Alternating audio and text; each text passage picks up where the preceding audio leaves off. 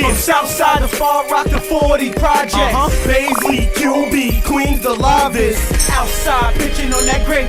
The Nas and Jim Jones debate, it's spiraling, and frankly, most of you covering it don't know what you're talking about. Let's clear the air. Back in 1994, Nasir Jones didn't just drop an album, he changed the entire direction of New York hip-hop. Before Illmatic, the dominant sound in the city was shaped by DOS EFX Redman and that rapid-fire rugged delivery. But once Illmatic hit, a seismic shift. Suddenly, storytelling, introspection, and poetic street narration took center stage. From 94 to 96, Nas was the guy, the torchbearer. And then, silence, a void. He left the lane open, and Jay-Z took the wheel when Pac and Big left this world.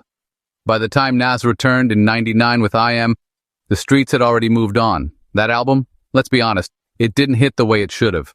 Now let's talk facts, not feelings. Post. 96. Nas gave us flashes, no doubt. A banger here, a moment there. But the consistent brilliance of Illmatic-era Nas? Gone. As for Ether, you all crowned it like it was gospel. Truth be told, the only undeniable line was, "Queens run you dudes, ask Russell Simmons." That was it. Look at the streets in the early to mid-2000s. The teens weren't bumping Nas, they were yelling Dipset and throwing up Bird Gang. That's real.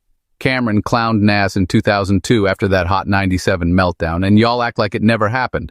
So when a younger fan says Jim Jones meant more to him than Nas, don't attack him, understand him.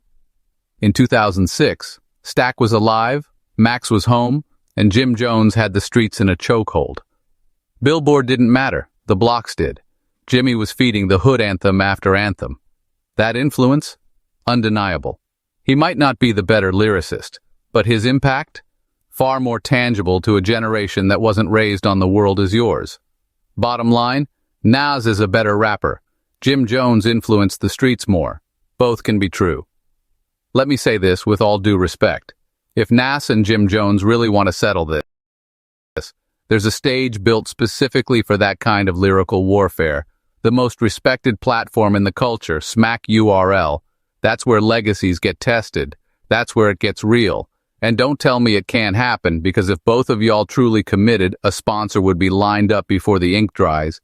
Y'all could headline Summer Madness. The fans would eat it up. Now listen, I know Jim Jones would do it. He talks that talk, he walks that walk, he's outside, but Nas, he'll front. He'll give you the poet route, the I'm above that routine. But let's not rewrite history. Back when Nas and Jay were at each other's throats, Jay-Z said, "Let's battle for $1 million." He wanted Don King to promote it like a heavyweight title fight, and what did Nas do? He never responded. So if we're talking smoke, if we're talking legacy, step on that URL stage. Let the culture decide.